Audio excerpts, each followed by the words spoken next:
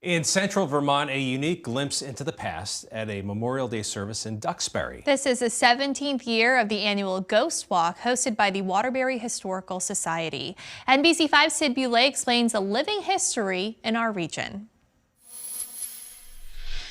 This year's Ghost Walk highlighting 4 families who immigrated to the United States. Now, some of the presenters are descendants of those families who remain in Vermont decades later. We're a nation of immigrants. Dozens gathering in Duxbury to hear stories of immigration on Memorial Day at the gravesites of those who came to call Vermont home. It's easy to assume that we're homogenous, and we're really not if you dig a little bit deeper to see how many different kinds of people have come to build what is really, I think, a pretty fantastic community. With at least one visitor taking away a clear message. Go outside, knock on your neighbor's door, and tell each other your stories. And for folks maybe younger than me, go talk to your grandparents and record their stories, because when they're gone, and you're not going to have them. Many of those stories told by descendants like Stephen Grace, whose family tree includes Irish immigrants who met after settling in Waterbury and Duxbury. 5 generations of the Graces here in this family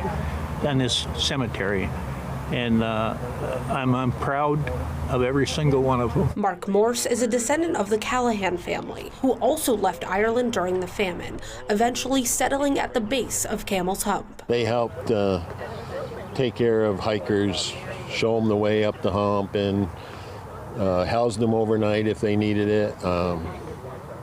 For free. They didn't charge anything. Others coming to Vermont to escape persecution at home. It was happening to the Bosnian Muslims like the Kodrick family. Relatives looking to keep their story alive and remind the community that everyone's path is different. Immigrants don't just come here for an easier life. They came here to escape,